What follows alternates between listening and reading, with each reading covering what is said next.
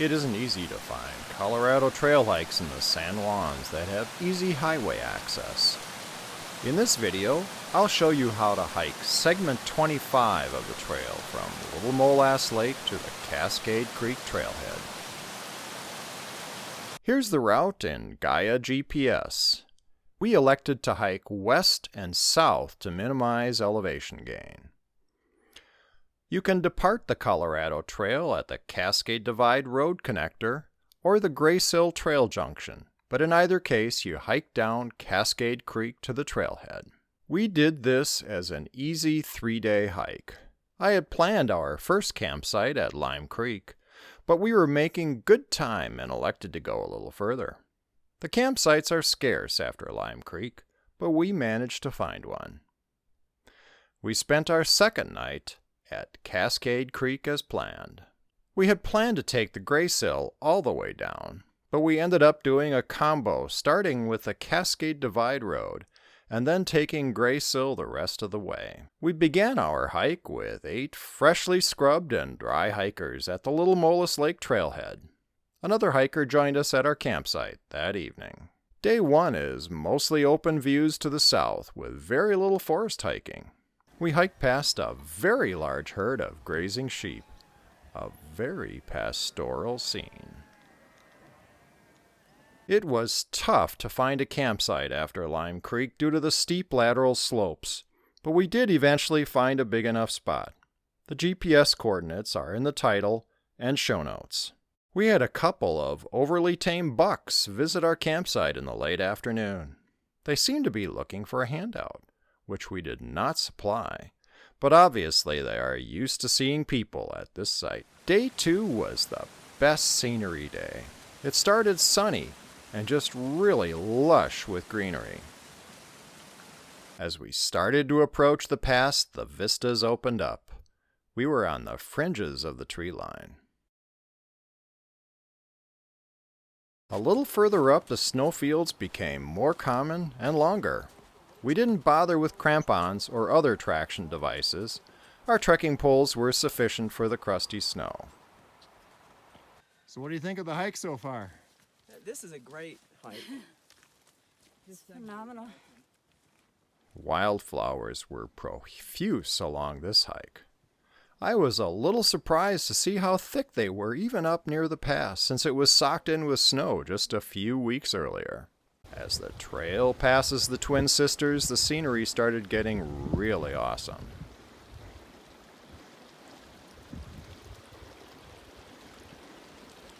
Beautiful morning here in the San Juans. Coming up on Engineer Mountain right there. There's the trail that goes up to the peak. There's the signage. We're going to go right here on the Colorado Trail, and Engineer Mountain is to the left. So we are going up and over the pass, about 12,000 feet. Here comes Martha and Emmeline. Air's getting a little thin up here. Good thing, it's too bad we didn't see any wildflowers on this trail. Yeah. Hardly a one. Coming up on the pass. Almost there.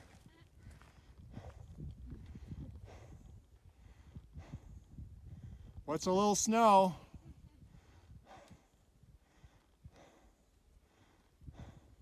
There's a scenic spot near the coordinates of the junction of the Rico-Silverton Trail, which for the record we never saw any signs of. That's South Park at the bottom of the valley, but not the one that gave its name to the infamous TV series. We opted to take a break at that point. The air was getting a little thin and there are some nice flat rocks there to rest on. Oh, marmot sauntering up the hill there. They look pretty fat this year. Well fed. Here comes the crew. Up to the pass. I'm just steps away. Woohoo! Yay! You made her! Spectacular!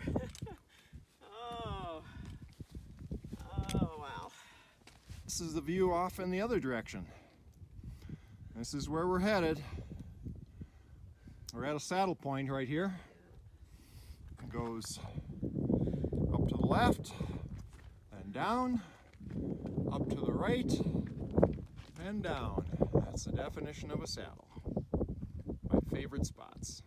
Of course, we had to take the obligatory jumping photo at the pass. An iPhone with live photo makes it easier to capture the shot at just the right time.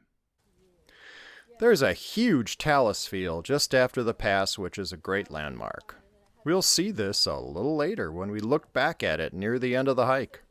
Strike a pose on the rock. Strike a pose, Mr. Marmot! He's like, how's this? What a cutie.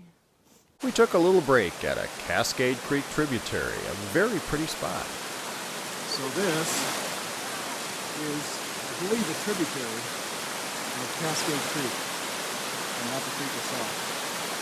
But we'll find out. The views upstream were truly a cascade. It's not hard to see why this is called Cascade Creek. Scott, this looks like an engineering project here. And it is. And it's fun.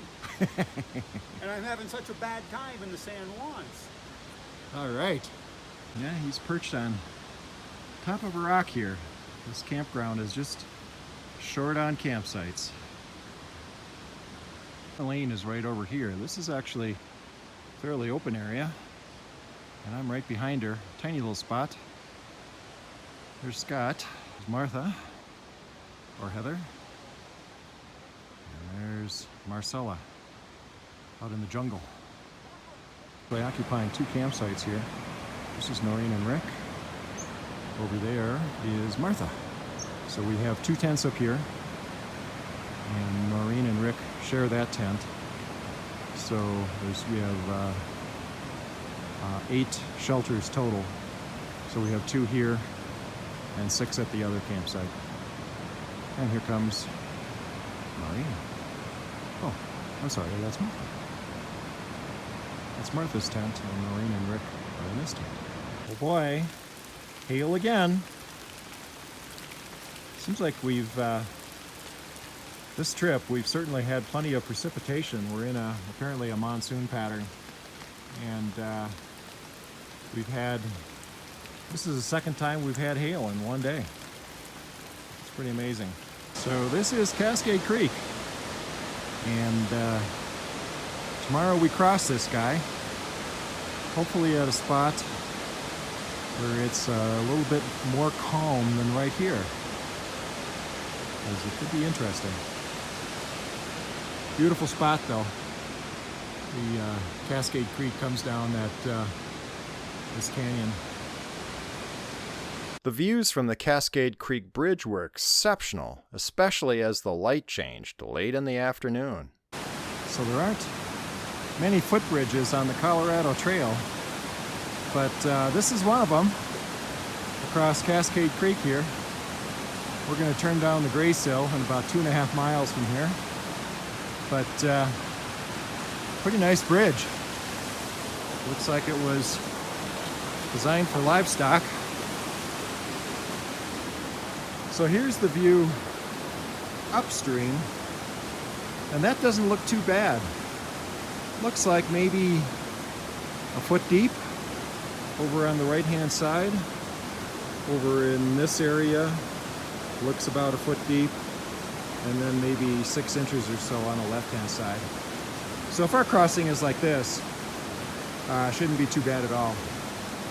It's normally when it gets over knee deep or so we start to run into issues. But beautiful view up the canyon. It's been raining off and on. I have my poncho on right now. But right at the moment, we have blue skies. And here's the view downstream. Heather's getting ready to purify some water. She uses a ultraviolet water purification device that she likes. Other people have had mixed results with them, but that's what she uses here. the last day or so, when we've been coming to sources this pure and running with this much water, I haven't even been bothering to purify the water. There's so much water going through here. The chances of any giardia are pretty slim. This is looking upstream, up Cascade Creek, and there's just a beautiful, beautiful waterfall up there. We got an early start on day 3 and had a few minor water crossings to begin the day.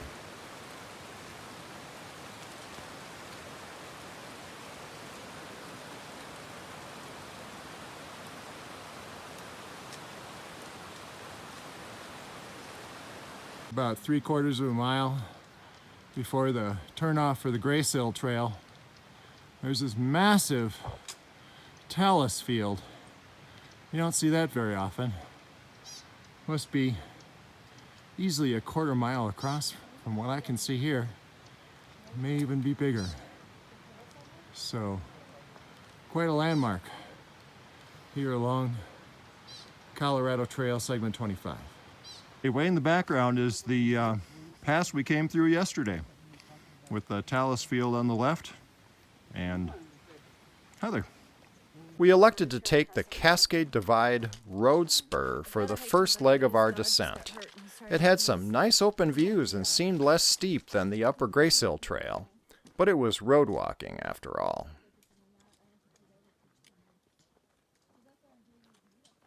Hiking down the Graysill Trail. Just encountered a mountain biker back a little ways. We didn't know what kind of shape this trail would be in. It's narrow and it's steep, but not bad. Just got to take it easy over these ruts and rocks. Supposedly the crossing that we have to do is about knee deep, but we'll find out shortly. Starting to be able to hear the water rushing down the cascade now. Okay, we just came to the fork in the road. We came down the Graysill Trail, and the Cascade Trail continues to the right, and we are making a left for the upstream river crossing.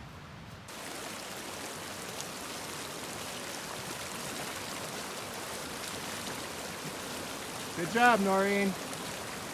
It was a good idea to have a helper stationed midway across the creek to help with the slippery spots. I was stationed downstream about 25 feet or so, just in case someone fell and started washing downstream. That had been my biggest nightmare in preparing for this hike, the safety of this crossing. Rick crossed barefoot, which keeps the boots dry, but I don't recommend it. Feet are just slipperier on rocks than boots or shoes.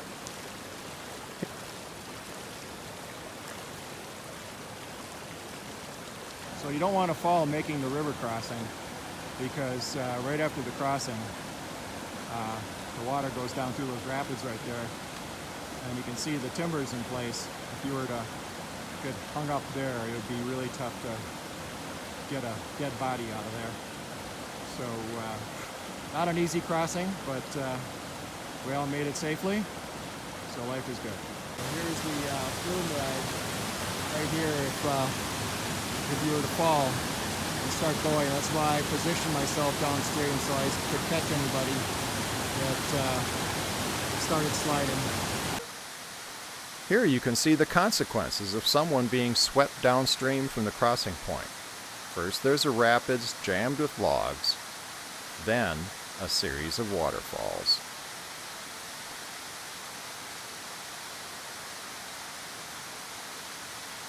The pace sped up a bit as we approached the four-wheel drive parking lot near the cabin, as our hikers dreamed of a warm, dry vehicle. It was a wet, rainy ending for our 9 hikers, but everyone had big smiles. Thanks for watching. I hope you found this video useful.